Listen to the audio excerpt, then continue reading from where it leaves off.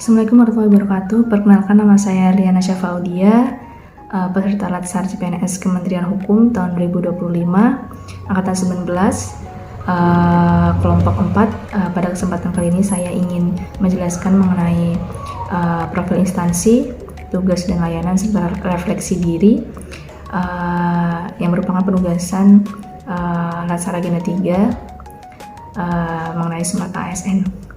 Nah, saya CPNS dengan jabatan analis kekayaan intelektual ahli pertama yang ditempatkan di kantor wilayah Kementerian Hukum Sulawesi Tengah, di mana kantor wilayah Kementerian Hukum Sulawesi Tengah ini adalah instansi vertikal dari Kementerian Hukum Republik Indonesia, di mana kantor wilayah ini mempunyai tugas melaksanakan sebagian tugas dan fungsi kementerian di bidang hukum untuk membantu Presiden dalam penyelenggaraan pemerintahan negara, dengan tujuan besarnya adalah mewujudkan tata kelola hukum yang efektif, kepastian hukum yang berkeadilan, serta pelayanan publik yang berkualitas di bidang hukum.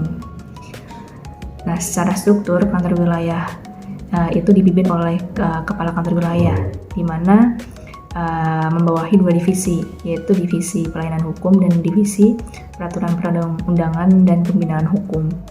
Sebagai analis kekayaan intelektual ahli pertama, saya berada di bawah divisi pelayanan hukum, khususnya di bidang pelayanan kekayaan intelektual.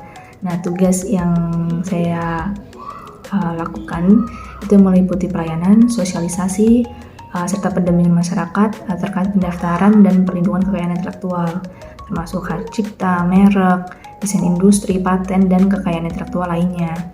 Nah, peran ini penting untuk mendukung iklim inovasi, kreativitas, dan daya saing ekonomi khususnya di wilayah Sulawesi Tengah. Sebagai analis kekayaan intelektual ahli pertama, ada beberapa tugas yang saya fokuskan, di mana di sini ada pendampingan masyarakat, UMKM, perguruan tinggi, dan komunitas atau bidang-bidang yang lain terkait pendaftaran hak cipta, merek, dan beberapa bentuk kekayaan intelektual lainnya. Kemudian ada konsultasi dan sosialisasi baik secara daring maupun luring agar masyarakat menerima, semakin memahami pentingnya melindungi hasil karya mereka, dan yang terakhir ada pengelolaan data serta ada analisis yang menjadi dasar evaluasi nantinya serta pemetaan perkembangan kekayaan intelektual khususnya di wilayah Sulawesi Tengah.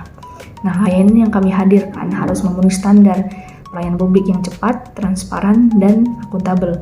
Dengan begitu, masyarakat tidak hanya mendapat kepastian hukum, tapi juga dorongan untuk terus berkarya dan berinovasi.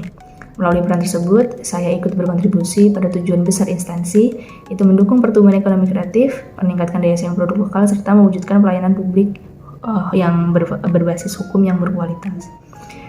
Nah, sebagai seorang ASN, saya berusaha menjalankan ciri Smart ASN, antara lain memanfaatkan teknologi digital dalam pelayanan, kemudian membangun kolaborasi dengan berbagai pihak seperti pemerintah daerah, komunitas, dan UMKM, serta menjaga integritas serta profesionalisme dalam setiap tugas.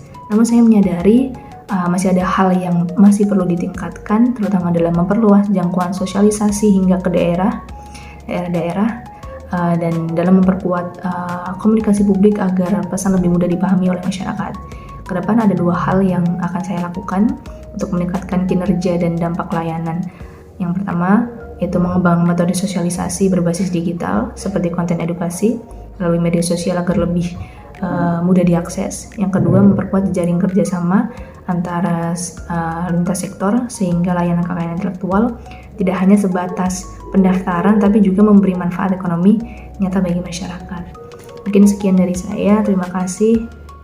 Wassalamualaikum warahmatullahi wabarakatuh.